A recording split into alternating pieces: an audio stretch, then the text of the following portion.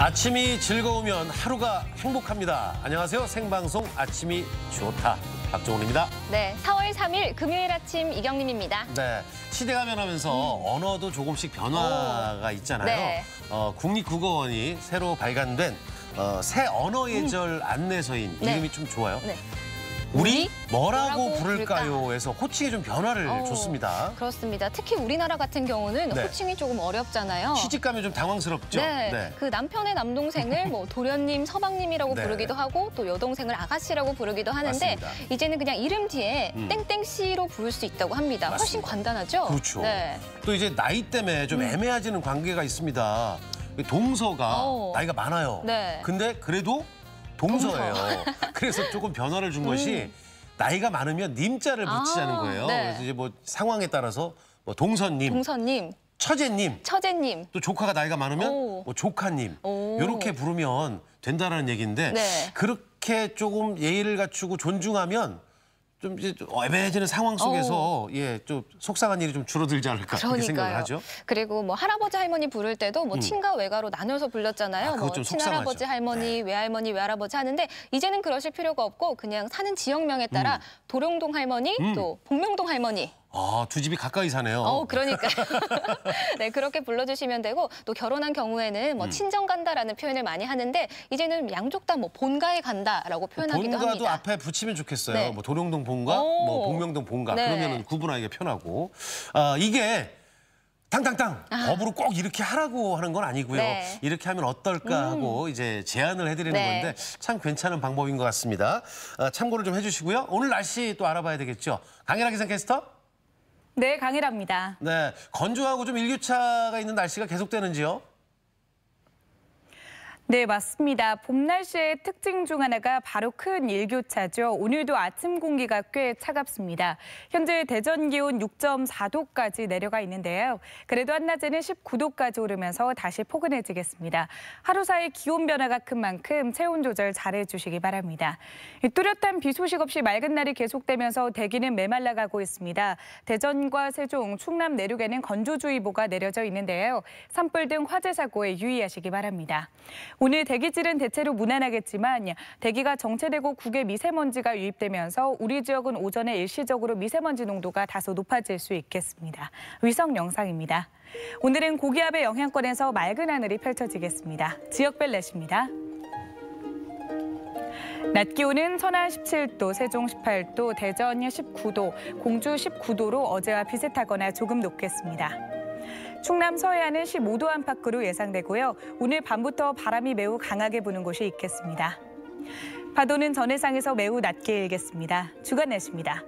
절기 청명이 내일부터 찬바람이 불면서 기온이 떨어지겠고요. 식목일과 한식인 모레 아침에는 다소 추울 전망입니다. 날씨였습니다. 요즘 유행어처럼 번진 말 중에 하나.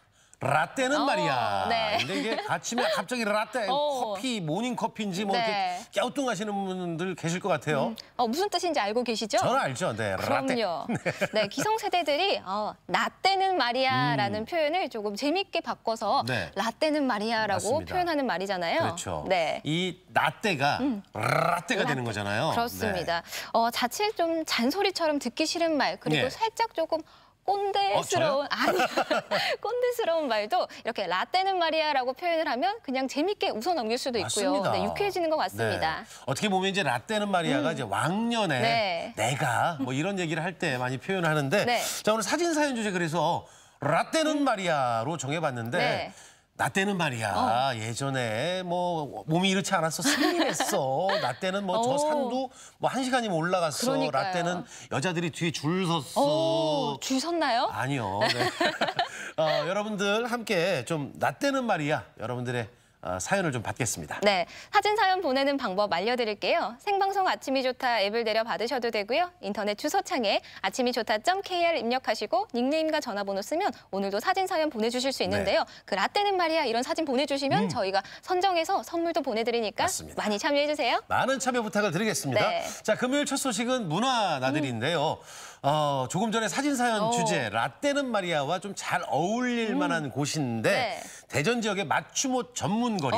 맞습니다. 네. 그런데 단순히 뭐 옛날 거리, 옛날 문화라고 보시면 안 되고요. 그 정감은 고스란히 가지고 있으면서도 새로운 변화를 일어나는 과정이 있죠. 그렇죠. 네. 대전 살면서도 잘 모르셨던 분들이 계시는데 네. 대전 중촌동 맞춤 패션 거리. 발음은 조금 어렵습니다. 네. 맞춤 패션 거리인데 자, 과연 이곳이 어떤 곳인지 또 어떤 이야기가 담겨져 있는지 화면으로 준비했거든요. 만나보시죠. 기성복 출시로 지금은 맞춤 옷을 찾는 사람들이 줄었지만 여전히 원단을 골라 재단을 하고 재봉틀을 돌리며 땀 흘리는 사람들이 있는 곳. 대전의 맞춤 패션 거리 속으로 들어가 본다.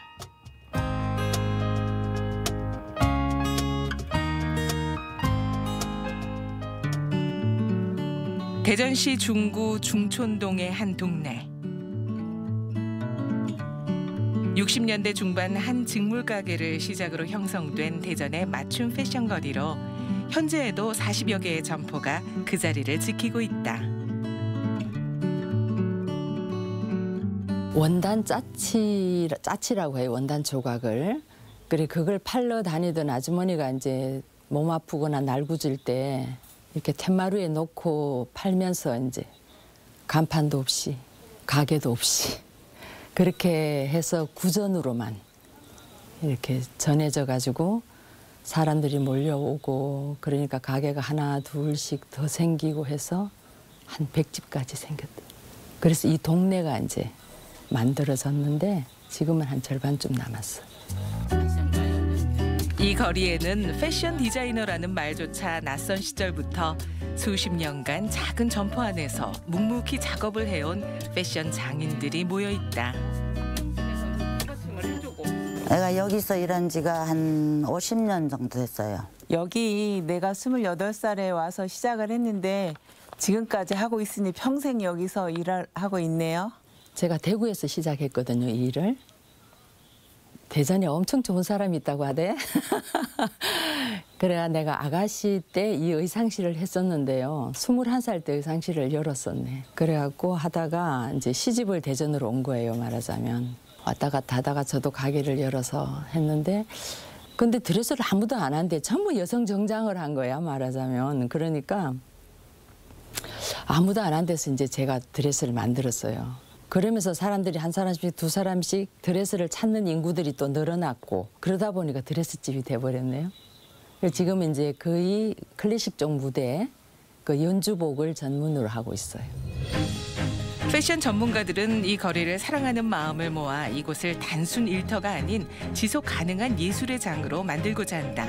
그래서 다양한 행사를 기획하며 거리의 활성화를 위해 노력해왔다. 80년대 후반 들어서 굉장히 활성화가 되면서 이제 대학과 그 학생들이 여기에서 이제 그 실습도 하고 또 자기들이 직접 참여를 하는 그 패션쇼가 1년에 한 번 정도 이루어지고 있고 현재 20회 정도 매년 그 행사를 개최하고 있습니다. 맞춤 패션 중에서도 여성복을 주로 제작한다는 한 가게. 수십 년째 부부가 함께 한 공간에서 일을 해오고 있다. 저는 디자인하고 재단하고요. 이분은 미싱하고. 이게 육체적인 거니까 또 힘도 들게 이거 내가 해야죠. 이것은 또 전문적으로 배우지 않으면 또 못해요. 이것은 또 오랫동안 배워야 되는 거고 그렇기 때문에 좀 틀려. 재단하라든가 디자인이라는 거 이보다는 좀 틀린 분야가 됐어요. 한 번에 뚝딱 찍어내는 옷이 아니라 한 땀 한 땀 정성으로 만들어야 하는 작업이라 더 가치 있는 일이라고 자부한다. 그래서 보람이 뭐가 보람이 있어 나는? 보람은 많은데 그중에 꼽으라면 애들이 건강하게 커서 이제 직장 잡고 결혼까지 하는 거 그게 제일 보람된 거고 다음은 뭐 우리가 언제까지 할지는 모르겠지만 그죠? 꾸준히 이렇게 하고 손님들 이제 단골 손님들 계속 와주시면 그게 감사하고 그게 보람인 것 같아요. 또 맞춤 양복을 만드는 사장님 역시 고객을 위한 세상에 단 하나뿐인 옷을 만들며 뚝심 있게 외길을 걸어왔다. 그 청년들은 맞춤을 이제 거의 모를 거예요, 아마 20, 30대는. 근데 이제 50대, 40대, 50대 분들은 이제 맞춤 전에 옷을 맞춰 입던 세대라 그래도 이제 이렇게 맞춘 걸 알기 때문에 이제 맞춰서 이렇게 여기 손수 이렇게 맞춤을 하거든요. 그래서 그런 분들이 주로 많이 오시고. 이 거리에서만 30여 년간 자신의 자리를 지켜온 사장님은 평소엔 조용한 성격이지만 작업을 할 때만큼은 매서운 눈빛으로 돌변, 항상 빈틈없이 꼼꼼하다. 양복을 하면서 이렇게 보면은 이제 옷이 이제 잘 맞아야 되고 그런 스님들은 이제 고맙다고 이제 가시면서도 고맙다 이제 하시고 또 이렇게 음료수 또 사다 주시는 분도 있고 그런 게 제일 좋아요. 이렇게 흡족해서 이제 가시는 분들이 참 좋고 그렇죠. 이 골목에 가장 최근에 문을 열었다는 한 상점.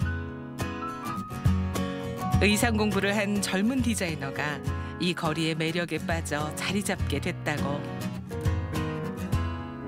처음에는 개인 작업실이 필요해서 이곳을 얻게 된 거고요. 가게를 운영을 하면서 옆 가게나 앞 가게나 세월에 만든 장인분들이 너무 많으신 거예요. 그래서 배울 점이 너무 많아서 계속 이곳에서 가게를 운영하고 있습니다.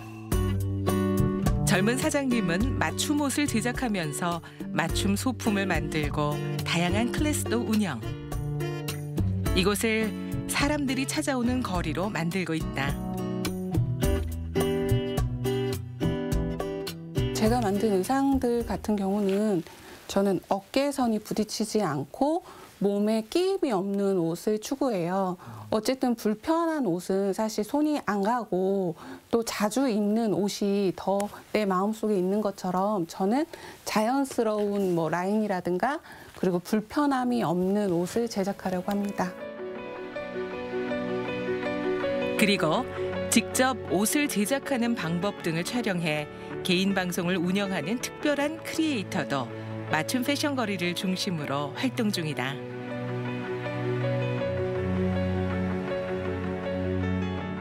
의상 기술이라는 것이 그렇게 단순하게 2, 3개월 가지고 기술을 습득하는 게 아니거든요. 그래서 학생들한테 많은 습득을 반복 연습을 할 수 있게 하기 위해서 영상을 촬영하기 시작했어요. 최근 이곳에는 새로운 미래를 만드는 또 다른 움직임이 생겼다. 청년 사업단이 꾸려지면서 맞춤 패션 거리에 맥을 잇고 젊음의 색을 더하려고 노력 중이다.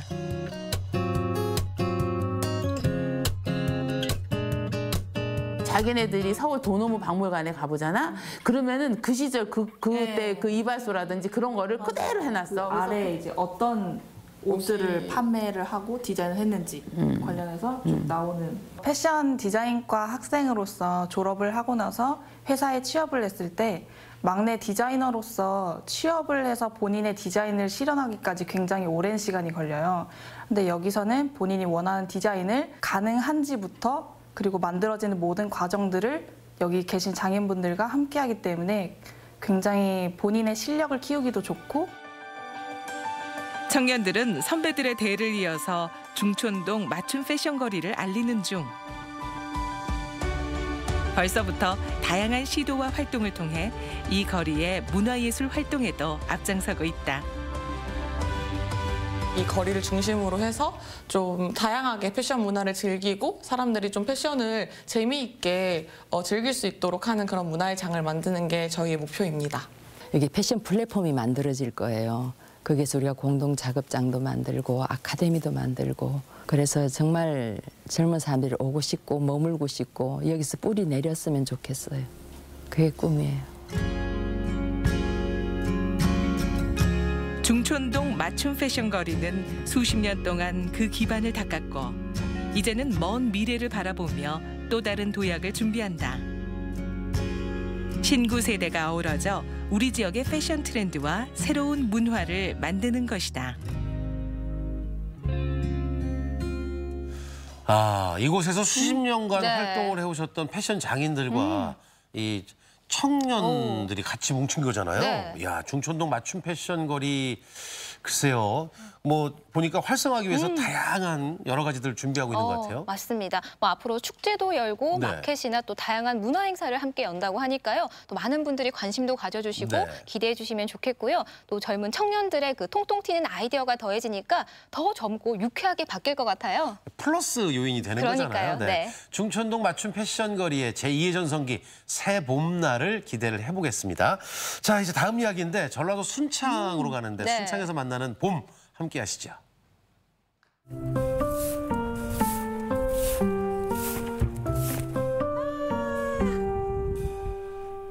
이제 봄이 왔잖아요. 겨울 쓸고 있어요. 포근한 봄이 우리 곁으로 찾아왔습니다. 추위를 이기고 나뭇가지 사이로 활짝 피어난 매화. 섬진강의 아름다운 모습이 한눈에 보이는 3대 명산 체계산. 장해고장에서 맛보는 특별한 음식. 순창에서 만든 봄 여행 지금 바로 떠나보시죠. 섬진강 물줄기를 따라가면 봄의 전령사 매화를 볼 수 있는데요. 향긋한 냄새에 벌도 그냥 지나치지를 못합니다. 매화. 이 향기 느껴지세요? 여기 오자마자 그냥 향이 확 나는데요? 꽃향기가? 요즘처럼 밖에 잘 나가지 못하는데 이렇게 매화꽃을 보면서 이 마음의 힐링이라고 해야 될까요? 이런 부분을 좀 느낄 수 있는.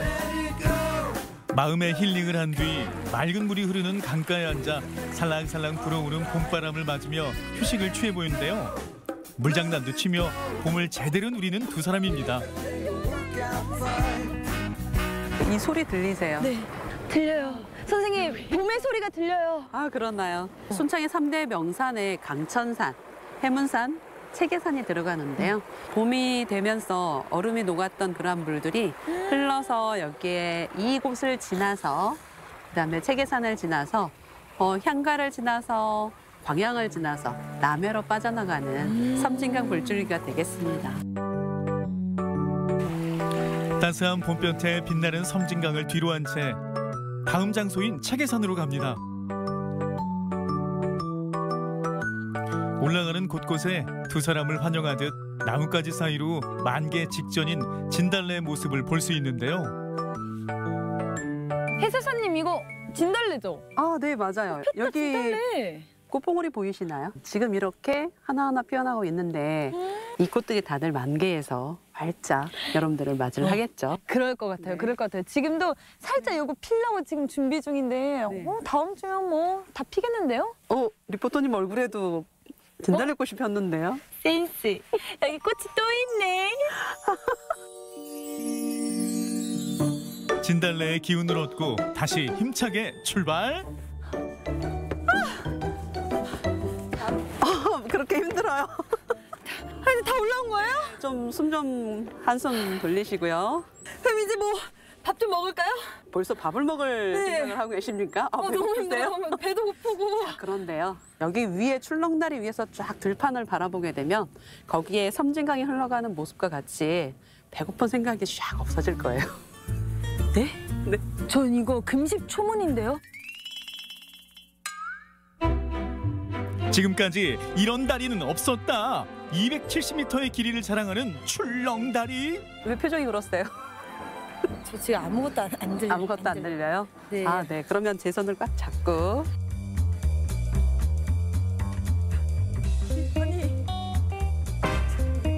밑에 뚫려 있다고 왜 말씀 안 해주셨어요? 아유, 걱정하지 마세요. 밑에 뚫려 있지만 이중으로 안전망이 설치되어 있어 위험하지 않다고요. 어딜 걷고 있는 건지. 구름 위를 걷는다라고 생각을 하고요. 우리가 새가 되어서 날아볼 수 있는 기회가 많지 않잖아요. 여기 적성에 체계산 출렁다리에 오시면 그 기분을 느껴보실 수가 있어요. 체계산을 잇는 아찔한 높이의 출렁다리에서는 아름다운 모습을 눈으로 담아갈 수 있는데요. 다리를 떨면서 건넌 지은 씨도 어느새 무서움을 잊고 풍경에 흠뻑 빠져들었습니다. 그늘 안에서 땀을 식히며 휴식을 취하고 있는 가족이 두 사람을 반갑게 맞아줍니다. 오아시스를 만난 줄 알았잖아요. 아니, 이게 왜 사막의 오아시스? 이러면서. 지은 씨의 마음을 아는 듯 건네는 주스 한 잔.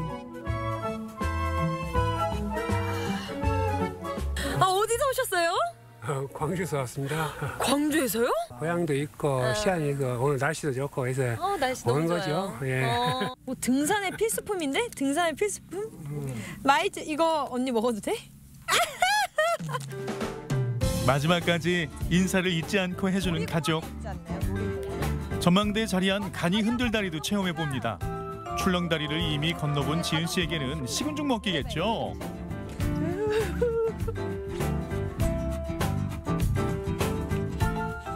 선생님, 책에사는 무슨 뜻이에요?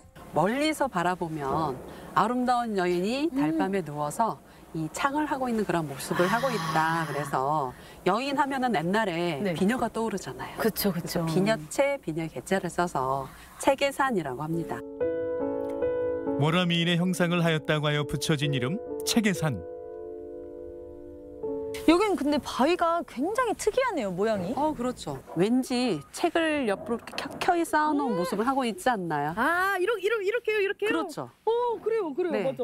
그래서 책에산의 다른 이름이 책여산이에요. 그러니까요. 생각해보니까 진짜 이렇게 비스듬히 바위가 있었던 거는 저도 처음 보는 것 같아요. 1935년 이전에는 이쪽이 남원 땅이다 보니까 이쪽을 남원 책에산이라고 이야기를 하게 되는데요.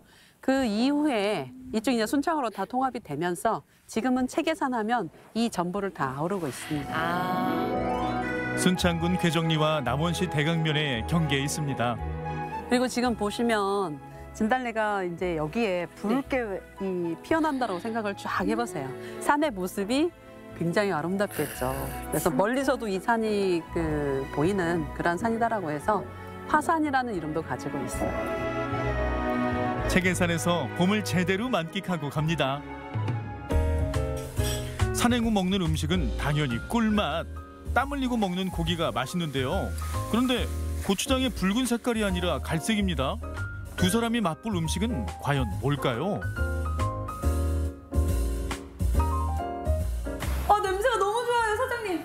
네, 순창에는 장류가 아시다시피 유명하잖아요. 그래서 저희가 직접 메주를 띄워서 1년 동안 저장을 해놔요. 그걸로 만든 된장 불고기입니다. 엄청 많이 먹고 가야겠어요. 네, 다 드시고 가세요. 장류의 고장 순창에서 사장님이 1년 동안 정성껏 담근 된장과 돼지고기의 환상조합, 된장 불고기.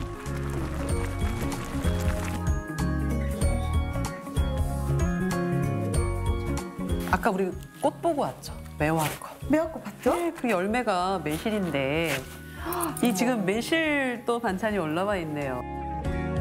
역시 먹을 줄 아시네요. 고기는 쌈 싸 먹어야 제맛 아니겠습니까?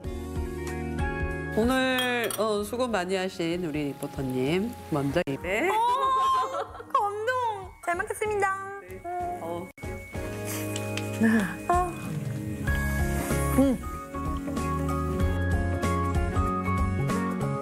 확실히 다르네요. 담백하고 부담 없고 거기에다가 뒷맛이 좀 구수함이 느껴지지 않나요? 느껴져요. 해설사님, 이거 완전 제 취향인데요, 진짜? 그러세요? 네. 메주를 끓인 후 따뜻한 햇볕과 바람으로 건조 통풍 과정을 거쳐 만든 정성 가득한 된장으로 만든 국을 맛본 후 고기와 함께 본격적으로 먹방을 시작. 전 이미 여기서 꽃이 하나 폈어요, 지금. 꽃 피고 이제 꿀벌도 날아올 것 같아요. 나른해지는 봄, 활짝 핀 매화와 아찔한 높이의 책에산 출렁다리. 집 나간 입맛을 돌아오게 해준다는 된장 불고기 3종 세트로 순창의 봄을 느껴보세요.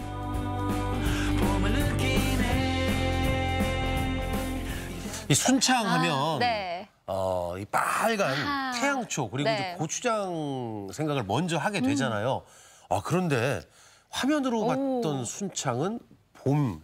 야, 순창의 봄 참 예쁘다라고. 네. 그러니까요. 제가 보기에도 순창의 봄은 너무 예쁜데 예쁜 거에서 그치지가 않고 그 만인의 침샘을 자극하는 맛있는 봄이었잖아요. 그 코끝을 스치는 봄바람을 잠깐 보내다가 바로 맛있는 냄새 때문에 코가 바로 반응할 것 같아요. 그 맛있는 냄새. 순창이어서 고추장 불고기일 줄 알았는데 그러니까요. 된장 불고기인데 그 맛 참 궁금하기도 하고요. 책에산과 섬진강을 한눈에 바라볼 수 있는 높은 위치에 있는 출렁다리. 그 출렁다리.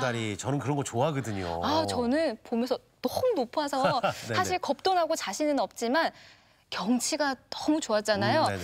이제 코로나19가 좀 잠잠해지면 꼭 한번 가봐야겠다라는 생각이 들었습니다. 네.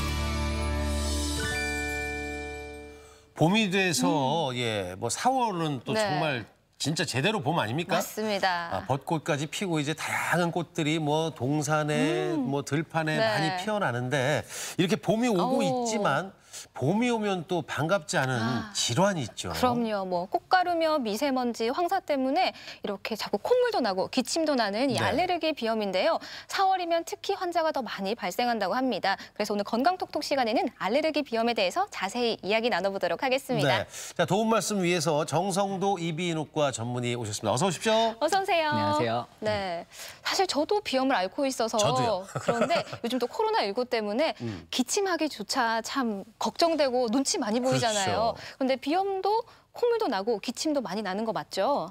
네. 알러지 비염은 코 점막에 꽃가루나 진먼지 진드기 같은 특정 물질이 코 점막을 과민 반응하게 만들어서 나타난 질환인데요. 맑은 콧물, 재채기, 코막힘 등의 증상이 나타날 수 있습니다. 감기나 코로나19 같이 초기 증상과 유사하여 놀라실 수도 있는데요. 근데 전신 질환, 전신 증상이라는 이제 발열이라든지 근육통 등이 나타나지 않아서 잘 구별해야겠습니다. 네. 건강보험 좀 하실 말씀 나오셨구나. 네네. 건강보험 심사평가원에 따르면요. 작년 2019년도에 비염으로 인해서 약 1,000만 명의 환자분들이 병원을 찾아주셨는데요. 그중에 33%가 9세 이하의 아이였고 10%는 10세에서 19세의 청소년들이었습니다. 비염이야말로 성장기 소아나 청소년들을 괴롭히는 대표적인 질환이라 할 수 있겠습니다. 네. 뭐 저를 포함해서 뭐 아까 경림 씨도 얘기했지만 보면 비염 있는 분들이 많이 계신데 심지어는 꽃가루 농도 위험 지수를 체크하는 분까지 봤거든요. 네. 이 알레르기 비염을 일으키는 가장 큰 요인이 꽃가루가 맞습니까?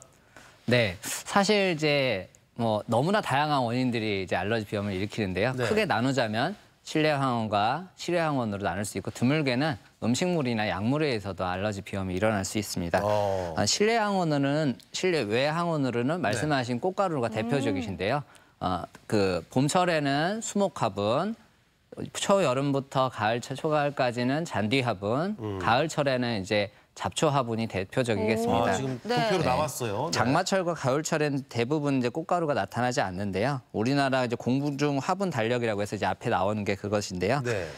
연중 2회의 절정기가 보이고 있는데 흔히 환절기라고 하는 불리는 시기입니다. 첫 번째는 절정기가 3월에서 5월에 걸쳐 나타나는 수목화분들로 오리나무, 버드나무, 참나무, 소나무 등이 이제 원인이고 두 번째 절정기는 8월 중순부터 10월에 걸쳐서 나타나는 잡초화분들로 쑥 등이 주종을 이루고 있으며 그 외 목초화분으로는 큰조 아제비나 우산잔디 등이 있습니다.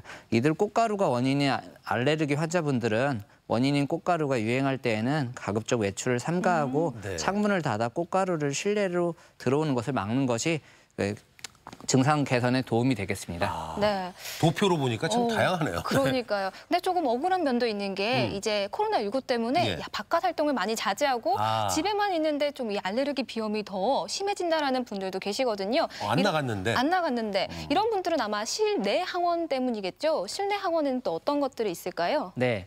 이제 실내 황원 때문에 그러시는데요. 실내 황원은 이제 계절의 영향을 실외 황원에 비해서 덜 받게 되는데요. 근데 대표적인 게 진먼지 진드기입니다. 특히 우리나라에서는 미국형 진먼지 진드기, 유럽형 진먼지 진드기가 대표적인데요. 얘네들은 이제 이름만 외국이지 실제로는 우리나라에 많이 살고 있는 애들입니다.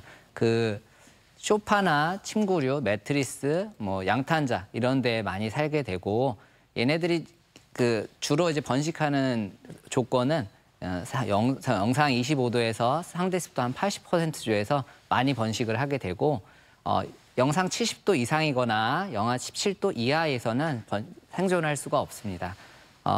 습도가 60%만 돼도 번식력이 급감을 하고요. 그리고 40에서 50% 이하에서는 1일 이내로 사멸하게 됩니다. 최근에 많이 도입된 헤파 필터가 장착된 진공청소기를 이용하거나 침구류 중에서도 바람은 통과하지만 진드기가 통과하지 못하는 침구류 사용도 도움이 되실 수도 있습니다. 네. 지금 이제 화면에 진먼지 네. 진드기가 나왔는데 굉장히 무섭게 생겼네요. 영화에 나오는 애 같은데 네. 우리 그 의사 선생님은 친하신가 봐요. 이 녀석들, 이 친구들 이렇게 하시는데 네. 이 진먼지 진드기 말고 또 알레르기를 일으키는 실내 물질이 또 있을 것 같은데요. 네. 진먼지 진드기 다음으로 흔한 것은 이제 동물의 털인데요. 이제 고양이랑 멍멍이가 이제 그 대표적인 애들이겠습니다. 그 특히 고양이 털은 이제 떨어진 이후에도 공기 중에 6시간 정도 떠다니게 되고요. 접착력이 강해서 가구나 벽지 등에 오랫동안 붙어 있게 됩니다. 심지어는 집에 고양이를 키우지 않는데도 동네 고양이 털이 집 안으로 들어와서 오랫동안 머물러서 증상을 일으키는 경우도 있고 애완동물을 격리하고 나서도 6개월간은 항원이 존재해서 증상이 지속되는 경우가 있습니다. 그렇군요. 또한 최근에 좀 증가하는 항원은 그 바퀴벌레에 대한 항원이 좀 최근에 증가하고 있습니다. 정말 다양한 것들이 있네요. 많네요. 네. 그리고 요즘 또 한창 미세먼지도 많이 오고 또 황사도 이제 다가오는 시기인데요. 이런 미세먼지 같은 대기오염 물질은 이 알레르기 비염과 또 어떤 관계가 있을까요? 네, 미세먼지는 미세먼지 자체로 코 점막을 자극해서 증상을 일으키고요. 그 기도 감염성을 증가시켜서 그 알러지 비염을 유발을 하거나 아니면 악화시키게 됩니다. 또한 연소 화합물이라고 하는 이제 난방과 치 사이에서 연소 화합물이 발생하는데 이거와 결합해서 2차적으로 호흡기적 질병을 유발할 수 있습니다. 따라서 미세먼지가 심한 날은 마스크를 꼭 반드시 착용해 주시고요. 그리고 이제 실내에서도 공기청정기 같은 거를 사용하시면 증상 개선에 도움이 되실 겁니다. 이 콧물하고 애취하고 이제 재채기가 동반이 되잖아요. 그래서 이제 병원에 가보면 대부분 이제 비염이라고 하거든요. 그런데 그 비염은 모두 알레르기인지 그리고 또 비염하고 코감기하고 좀 다른지 좀 궁금합니다. 그 비염은 이제 비강 자체를 덮고 있는 점막에 염증성 질환을 통칭하는 용어인데요. 크게 분류를 하자면 알러지 비염과 비알레르기성 비염으로 나눌 수가 있습니다. 이제 알러지 비염은 특정 항원에 의해서 생기는 반면에 비알레르기성 비염은 뭐 바이러스나 세균에 의한 감염, 호르몬, 직업 등 여러 가지 원인에 의해서 발생하는 질환입니다. 따라서 비염이란 용어는 알러지 비염보다 포괄적인 더 개념이라고 생각하시면 되겠는데요. 코감기는 바이러스나 세균성 비염을 말하는데요. 알레르기 비염과 감별해야 할 질환으로 바이러스성 비염을 특히 뽑는데요. 발열이나 그 연신근육통의 증상이 수반되면서 재채기를 하지만 그 횟수가 적고 하루 종일 가는 경향이 있습니다. 점차 이 콧물은 맑은 콧물에서 찐득한 코로 그리고 이제 노란 코 화농성 비루로 가게 되는데 이것을 바로 세균성 비염이라고 하고 이제 코감기랑 다른 점이라고 할 수 있겠습니다. 재채기나 콧물, 코막힘 등의 만성 증상은 이 알러지 비염이 아니더라도 비알러지 비염에서도 많이 나타나기 때문에 콧말 도말 검사나 피부 단자 검사 같은 검사를 통해서 감별 진단해야겠습니다. 이 사진을 보시면은 이제 좌측의 사진을 보시면 알레르기 비염 환자의 비강 점막 사진으로 점막이 부어 있고 창백한 색상을 띠면서 맑은 수양성 비루가 보이고 있습니다. 이에 비해서 우측에 보이는 사진은 세균성 비염 환자로 비강 점막이 약간 부어 있지만 점막의 색상이 붉고 노란색의 화농성 비루가 보이게 됩니다. 네, 이렇게 사진을 보니까 확실히 구분이 되네요. 그렇게요. 그리고 또 주변에 보면은 엄마 아빠가 비염이면 또 자녀도 비염인 경우를 유전? 많이 볼 수가 있는데 이 비염도 혹시 유전이 되는 건가요? 네, 이제 알러지 비염 환자의 약 반수 이상에서는 알러지성 천시, 알러지성 비염, 접촉성 피부염, 두드러기 등 이제 알러지 증상의 가족력을 갖고 있는 경우가 있습니다. 알러지 질환 환자의 가족에 생후 태어난 갓난아이가 이제 10년 동안은 가장 위험한 시기라고 할 수 있겠고요. 10년 동안이요? 부모 한쪽이 알러지 질환을 갖고 있는 경우에는 아기가 50%에서 알러지 질환을 가질 수가 있고 양쪽이 둘 다 알러지 질환을 갖고 계신 분이라면 아기는 75%까지 알러지 질환을 가질 수 있습니다. 알레르기 질환의 가족력이 있거나 그 제대혈청에서 우리 IgE라는 그 면역 혈청이 높게 나오면은 생후 6개월간은 모유를 먹여주시고 그리고 그 애완동물이라든지 회피요법, 애완동물 격리라든지 회피요법을 같이 하시면은 추후에 증상 개선에 도움이 된다는 연구 결과도 있습니다. 뭐 말씀을 쭉 듣고 있는데 이제 알레르기 비염을 치료하려면 이제 검사를 받아야 될 거 아니에요. 근데 궁금한 거는 어떤 검사를 좀 받아야 되는지. 알러지 비염에 의한 과정에서 무엇보다 중요한 것은 문진인데요. 이제 알러지 비염의 증상인 콧물, 재채기, 코막힘 등이 반복성이 있는지, 계절성이 있는지 혹은 가족력이 있는지를 물어보는 것이 가장 중요합니다. 또한 아스피린이나 수염 진통제에 부작용이 있는지도 반드시 꼭 알아봐야 되고요.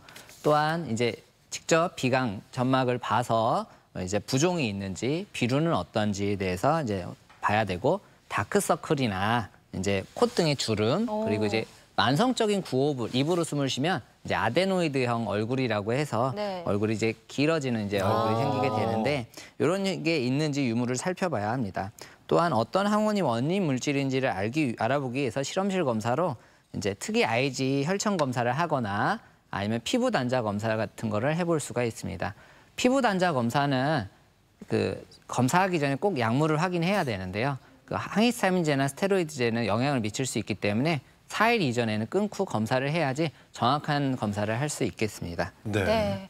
그럼 일단은 뭐 알레르기를 유발하는 물질은 조금 피하시는 게 그렇죠. 좋을 것 같고요. 네. 그렇다면 궁금한 게 주로 치료는 약물로 진행이 먼저 될까요? 네, 알러지 비염에 있어서 가장 이렇게 주된 치료는 약물 치료인데요. 가장 흔히 많이 쓰이는 게 항히스타민제와 국소성 스테로이드입니다. 그 증상에 따라서 혈관 수축제라든지 항콜린제, 그리고 유코트리엔 제제를 쓸 수가 있는데요. 우선 항히스타민제는 콧물이나 재채기, 간지러움의 효과가 굉장히 좋습니다. 국소성 항히스타민제는 효과가 빠르고 전신의 부작용인 구갈이라든지 졸음이 없어서 좋은 효과를 보이긴 하나 약간 금속성 맛이 날 수가 있고요. 네. 그리고 제가 스프레이 사용법을 하나 설명드리겠습니다. 이게 제일 중요할 것 같은데요. 우선은 이제 스프레이를 잘 흔들어 주시고 이제 콧구멍과 이제 귀와 평행하게 해서 이런 식으로 옆에서 볼 때는 이런 식으로 들청코처럼 해주시고요. 이 상태에서 각도만 살짝 숙여서 고개를 숙이고 퍼프를 해주시면 되겠습니다. 그다음에 살짝 흘러나오신다면 고개를 살짝 제쳐서 흘러나오지만 않게 해주시고 너무 세게 들여마시면 폐로 들어가니까요. 세게 들여마시지 않는 것이 좋겠습니다. 네. 야, 이게 좀 또한 먹는 스테로이드제는 이제 알러지 비염과 비알레르기성 비염의 치료제에 있어서 현재까지 알려진 약제에서 가장 강력한 효과를 나타나게 되는데요. 이제 장기간 사용하면은 여러 가지 부작용들이 생길 수 있기 때문에 반드시 의사와 상담 후 사용하시거나 아니면 단기간적으로 사용하시는 게 좋겠습니다. 국소성 스테로이드라서 이게 뿌리는 스테로이드가 있는데요. 많이 걱정하실 수 있는데 사실 국소성 스테로이드는 안전하고 체내 흡수가 굉장히 덜 되고 흡수가 되더라도 빨리 분해가 돼서 체내에 미치는 영향이 적겠습니다. 다만 이제 하루 바로 효과가 나타나는 건 아니고 5일에서 14일 정도 쓰셔야지 효과가 나타나기 때문에 한두 번 뿌려보고 아예 효과 없네 하지 마시고 꾸준히 5일 정도 이상은 써보시는 걸 권고를 드리고요. 그 약국에서 흔히 파는 이제 국소성 혈관 수축제라고 해서 딱 뿌리면 뻥 뚫어주는 약들이 있는데 요것들은 오래 쓰시면은 약물성 비염을 일으키기 때문에 반드시 의사와 상담하셔서 쓰시는 게 좋겠고 장기간 사용하시지 않는 것이 좋겠습니다. 치료받으러 가면 환자분들이 좋아하시겠어요. 이렇게 다정다감하게 하시는데 그러니까요. 이 각도가 참 각도가 중요하다고요. 시연까지 해주셔서 고맙습니다. 이 알레르기 비염이 매년 오잖아요. 뭐 나은 것 같은데 봄 되면 또 온단 말이죠. 발생하고. 요 놈을 아까 이제 요 친구 요 놈 많이 하셨는데 완치할 수 있는 방법이 있어요? 네, 사실 이제 알러지 비염을 완치하기는 정말 어려운데요. 이제 그나마 방법이 있는 것이 바로 면역 치료입니다. 면역 치료라고 하는 거는 이제 알러지 유발 물질을 이제 꾸준히 투여 내지는 투약을 하여서 내 몸이 과민 반응하지 않고 정상 반응으로 이끌어주는 방법인데요. 예를 들자면 피하 주사로 맞는 이제 주사 치료가 있고요. 혀 밑에다 녹여먹는 이제 면역 설화요법이 있겠습니다. 진먼지 진드기나 꽃가루, 고양이 등 같은 황원에 유의한 효과가 있다고 알려져 있고 치료 기간은 이제 짧게는 근데 단점이라 할 수 있겠는데 2년에서 3년, 길게는 5년 정도 해야지 큰 효과를 볼 수가 있고요. 비용도 아직 우리나라 보험 형태상은 아직 보험 급여예요. 보험으로 돼 있지 않기 때문에 아직 비용이 좀 많이 나오실 수 있어서 금전적으로 좀 부담이 되실 수도 있겠습니다.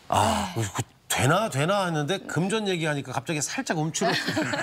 그러니까요. 그런데 이렇게 약물 치료도 많이 하시지만 네. 진짜 심하신 경우는 그 알레르기 비염으로 수술도 하시던데요. 수술. 네, 수술은 어떻게 또 진행이 될까요? 네, 이제 수술을 이제 많이 고려하시는 분들이 이제 끝까지 가는 분이 많으신데요. 네. 이제 알러지 비염 수술의 목적은 먼저 이걸 말씀드려야 되겠는데 완치를 개념하는 목적이라기보단 증상 경감에 있습니다. 이제 코 점막에 비대해지고 부종이 있는 코 점막을 줄여줘서 공간을 내서 코 막힘을 해결해주고 부가적으로 콧물을 줄여주는 효과를 보는데요. 옛날에는 레이저 수작술이나 이제 합의각계를 완전 절제해주는 수술들을 많이 했는데 이러면은 코 점막이 열 손상이 생겨서 기능이 떨어지고 과도한 기류가 형성이 돼서 오히려 코 막힘이 형성하는 경우가 있어서 최근에는 사용하지 않고 요즘에는 이제 합의각계 점막하 절제술이라고 해서 이제 그 적당한 한 볼륨을 줄여주면서 열 손상을 줄여줘서 이제 개선을 시켜주게 합니다. 고주파 수술 도구나 미세 절삭기를 이용해서 최근에는 많이 시행하게 되고요. 잠시 사진 설명드리면 수술 전의 사진을 이제 좀 보여드리겠습니다. 네. 보시면 양측 합의각계가 이제 네네. 부종이 심하고 좌측 우측 콧구멍을 나누는 비중경이 휘어져 있던 환자분이었는데요. 네. 비중격 교정술과 네. 미세 절삭 도구를 이용한 합의각계 점막하 절제술을 시행을 하였고 사진과 같이 호흡에 필요한 공간을 내주었습니다. 네, 수술을 한 달 정도 경과된 상태를 보시면 휘어져 있던 비중격이 잘 교정이 됐고 공간이 생겨서 이제 숨을 쉬게 되고 부가적으로 콧물도 줄게 된 상태입니다. 야, 지금까지 알레르기 비염에 대해서 이제 알아봤는데. 네. 저희들이 이제 궁금하신 것들 이제 있으시면 네. 게시판에 좀 올려달라고도 하고 뭐 직접 이제 전화해서도 물어보신 분들 네. 계시다 그러는데 그 아이가 초등학교 5학년인데 사연 중에 요즘 자꾸 코가 막힌다고 하면서 냄새도 잘 못 맡고 코피도 가끔 난다 그러는데 네. 이 상황도 알레르기 비염인가요? 일단은 알러지 비염이 제가 볼 때는 있을 것 같은데요. 알러지 비염에다가 추가적으로 세균성 비염이나 이런 게 같이 걸리는 경우가 많습니다. 이제 대개는 코피가 나는 원인이 코를 많이 풀거나 파거나 만져서인데요. 이제 노란색 콧물인 경우에는 이제 화농성 비루, 그러니까 아까 세균성 비염이 같이 있게 되면 오히려 딱지가 더 많아지니까 피가 더 많이 날 수 있습니다. 네. 네, 그리고 다음 질문도 제가 질문 드리고 싶은데 30대 주부입니다. 텔레비전을 보니까 코 속에 식염수를 흘려서 넣어서 빼더라고요. 저도 많이 보고 저도 가끔 해봤거든요. 가수들이 그걸 또 많이 하잖아요. 식염수를 흘려 넣어서 빼는 거, 이 방법도 이 알레르기 비염에 좀 도움이 될까요? 저도 많이 하고 있어서. 네. 세척하는 거는 일단은 말씀드리면은 도움이 되시는 분들은 굉장히 도움이 되실 수 있고 악화되는 분들도 있을 수 있습니다. 이유는 일단 코가 많이 부어있고 막혀있는 분들은 잘못하시면은 이제 오히려 귀로 올라가면서 염증이라든지 귀 중이염이 발생할 수가 있고 고인 게 못 나와주면 오히려 악화가 되실 수 있습니다. 근데 아침에 코가 뚫려 있는 상황에 콧물을 제거하기 위해서 하는 건 굉장히 도움이 되실 수가 있고 본인한테 적합하다고 느끼시는 분들은 자주 하셔도 되는데 오후에는 좀 덜 하시는 게 좋으세요. 그리고 외출한 다음에 바로 해주시는 게 좋으시고요. 그러니까 도움이 되기도 하고 안 되기도 하는데 네, 이게 방법에 악화되는 따라 경우도 조금 더 주의를 하셔야 된다는 거죠? 방법보다는요. 네. 상황이 코가 너무 막혀 있으면 그걸 뚫려고 하면은 오히려 다른 데로 갈 수 있다는 말이죠. 그래서 코, 귀, 코목은 연결되어 있는데 코만 세척이 돼야 되는데 귀로까지 올라와서 중이염이 생기는 경우도 있어서 말씀을 드렸습니다. 상황에 따라 도움이 된다는 점. 네. 이거 알러지, 알레르기라고 그래야 돼요? 알러지라고 그래야 돼요? 이제 같은 말이죠. 이제. 같은 말. 네. 근데 이제 그 의학 사전의 용어로는 알러지가 맞습니다. 알러지. 그럼 알러지가 맞구나. 예, 알러지. 네. 근데 이제 그 비염, 알레르기 비염인데 동물을 너무 좋아해서 요즘에 뭐 그 고양이나 강아지 키우시는 분들 많이 계시잖아요. 근데 이제 아침에 일어나는데 이 털 때문에 이제 막 콧물이 줄줄줄 흐르니까 약을 먹게 돼요. 근데 이 약 먹으면 효과가 좀 있나요? 아니 계속 먹어도 되는지? 네, 저는 약간 사람마다 다르긴 한데 저는 약물 장기 복용을 좀 잘 권하지 않는 스타일인데요. 네네. 일단 어쩔 수 없다면 먹어야겠죠. 그리고 이제 애기라기보다 이제 그 애완동물이 키우고 오랫동안 키우시고 같이 보실 거면 이제 완치를 위해서라면 아까도 말씀드린 얘를 계속 가져갈 거면 이제 면역 치료를 통해서 정상 반응으로 이끌어주는 게 가장 좋겠습니다. 그래서 하루 이틀 볼 것도 아니고 약을 계속 먹을 수도 없으니까 되도록이면은 면역 치료를 할 수 있다면 하시는 게 공고를 드리고요. 그리고 증상이 개선이 있고 어쩌다가 한 번씩 알러지 비염 증상이 나타나신다면 약물 치료를 가끔씩 병행하시는 게 더 좋을 것으로 생각되기도 합니다. 그런데 보통은 알러지가 있다고 하면 그거 뭐 잠깐 있다가 자연스럽게 사라진다 뭐 이렇게 네네네. 표현하는 분들도 있거든요. 네네. 알러지가 있다가 그냥 사라지기도 할까요? 네. 뭐 이게 어차피 이제 계절성이기 때문에 그 사람이 특정 계절에만 딱 반응하는 게 있다면 뭐 예를 들자면 쑥 등등은 이제 가을에만 딱 이렇게 영향을 주기 때문에 이제 가을철에만 있는 분들도 있고 혹은 이제 봄철에 이제 수목하면 버드나무나 오리나무 같은 데서 있으신 분들은 이제 봄철만 잠깐 어떻게 하면 견디면 된다라고 하시는 분들도 네. 있기 때문에 그렇게 심하지 않고 사계성이 안 계신 분들은 약물 치료를 해서 그때 잘 커버를 해주시는 게 더 좋겠습니다. 그 제가 궁금한 건데 네. 코가 크면 알러지가 걸릴 확률이 더 높나요? 아무래도 코가 크면 콧구멍도 조금 더 클 것 같은데. 네. 아 이거는 네, 제가 생각하기에는 네네. 환자 경험을 봤을 때 큰 건 나쁘진 않으세요. 아. 왜냐하면 이제 코 크면 이제 공간이 넓고 네네. 이제 부어도 어느 정도 이제 이렇게 공간을 메꿔줄 수 있는 여분이 있는데 오히려 코가 좁으신 분들은 네네. 이제 오히려 코가 조금만 부어도 이제 확 막히게 돼서 증상이 더 강하게 그렇군요. 나타날 수 네. 있어요. 쉽게 설명드리자면 30평 아파트에 네. 킹사이즈 침대가 들어가는 아. 거와 뭐 이제 20평 아파트에 킹사이즈 침대가 들어가는 거는 확연히 차이가 있겠죠. 그렇군요. 네, 그래서 그거에 더 이렇게 좀 넓은 거는 나쁘지 않으시다고 아, 생각합니다. 그러니까 저는 커서 그리고 또 치료하기도 훨씬 더 코 크신 분들이 편하시지 않으십니까? 저 입장에서는 아주 좋죠. 그렇겠네요. 네, 코가 큰 분들이 치료하기도 편하고 관리하기도 편해드리고. 네. 근데 이제 아까 스프레이를 시연을 해주셨는데 네.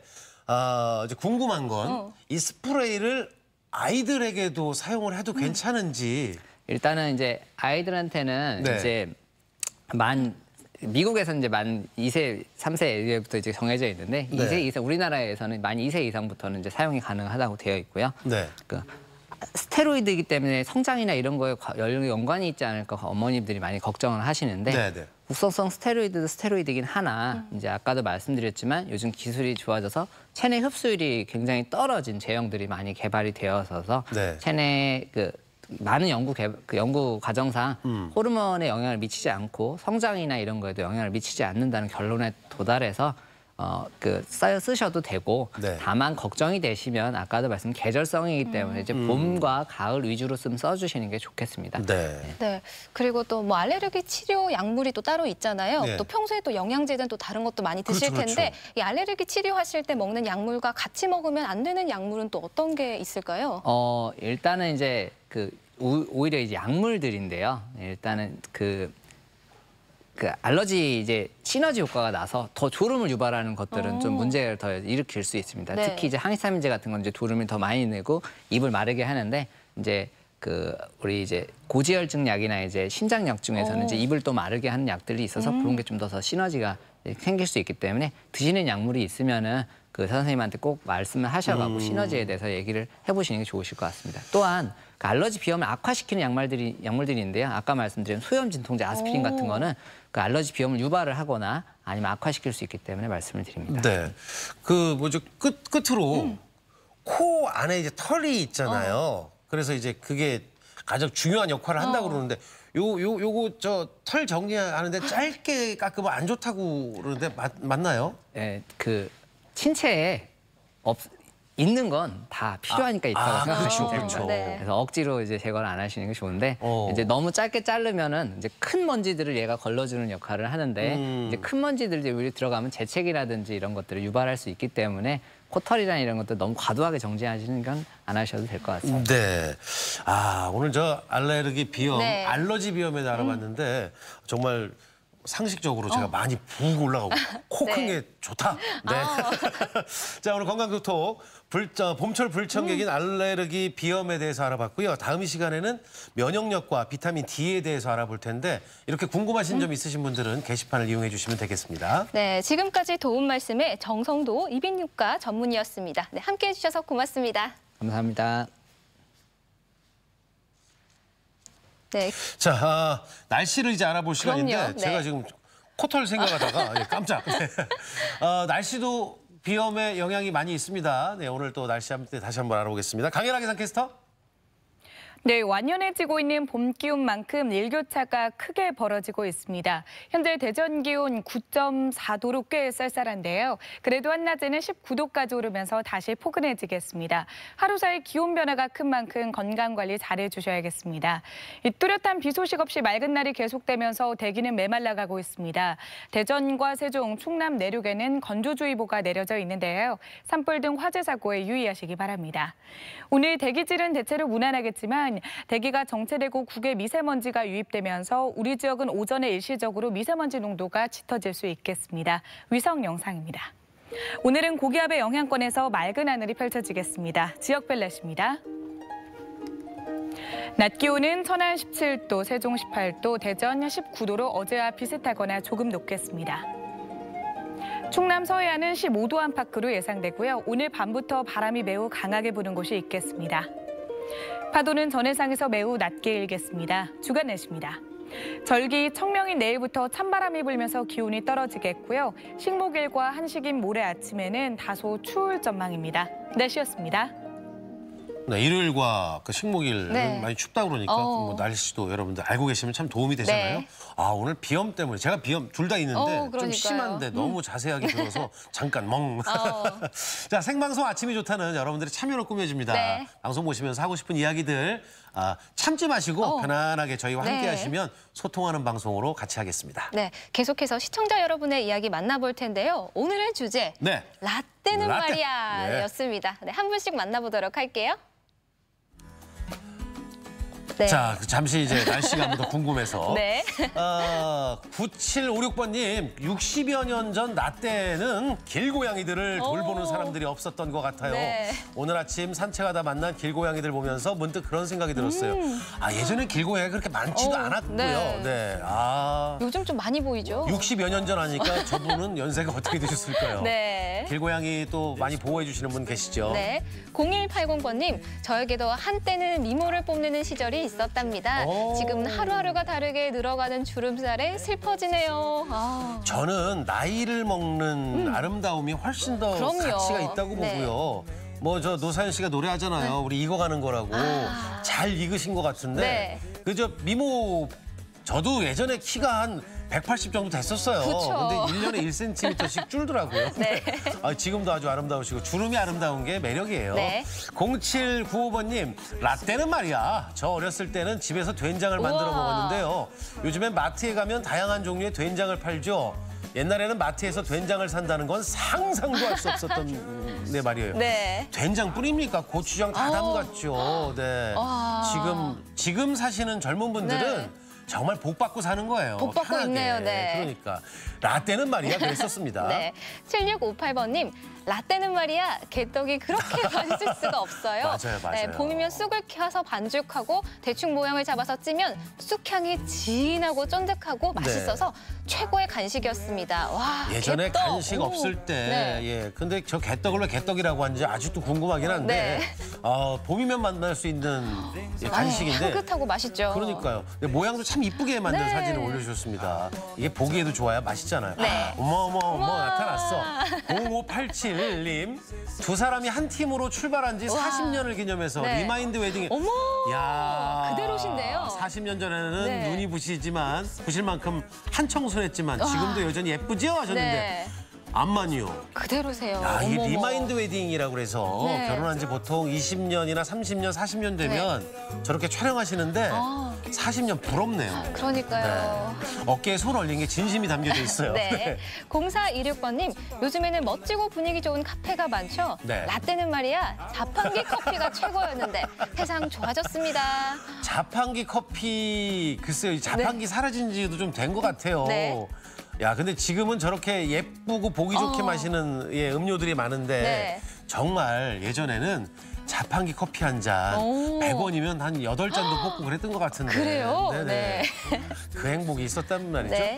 8064번님, 라떼는 말이야 쿵떡 떡을 찍고 싹둑 잘라가지고 콩고물에 살살 묻혀서 먹으면 저 인절미인가요? 어릴 적 간식으로 이만한 게 없었다 이 말이야 하셨는데 느낌이 인절미 느낌이 나는데 저 고물을 빵가루를 또 뿌리면 또 달달한 맛도 생기고 해서 와, 근데 라떼는 말이야 근데 그 라떼는 마리아가 이제는 그 아재가 아니에요. 그럼요. 네. 네, 여러분들 덕분에 추억 여행을 또 잠깐 한 것 같고요. 이렇게 사진 사연 보내주신 분들 가운데 선정해서 네. 선물도 보내드리겠습니다. 그리고 또 많은 추억 사진 보내주신 분들 모두 감사드립니다.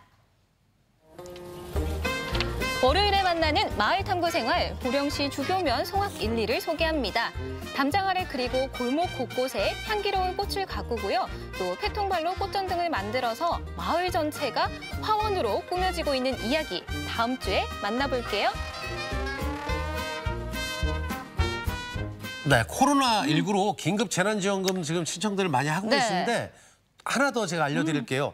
이 지금 아동수당을 받고 있는 만 7세 이하 미만의 아이들을 둔 가정에서는 추가 수당 지원을 받을 수가 있답니다. 네, 그렇습니다. 전체가 동일하게 네. 아이 한 명당 40만 원인데요. 네, 이게 현금으로 드리는 건 아니고 아동 돌봄 쿠폰의 형태입니다. 네, 각 지자체별로 뭐 포인트 같은 전자상품권이 될 수도 있고요. 네. 또 지역 화폐, 또 종이 상품권 등 방법은 아주 다양하다고 하죠. 맞습니다. 네. 별도로 신청해야 하는 경우가 있으니까요.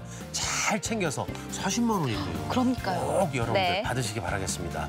자, 함께했던 시간 이제 마무리를 짓고 저희는 월요일을 또 기다리겠습니다. 자, 월요일 아침 8시 30분에 뵙도록 하죠. 함께해 주신 여러분 고맙습니다.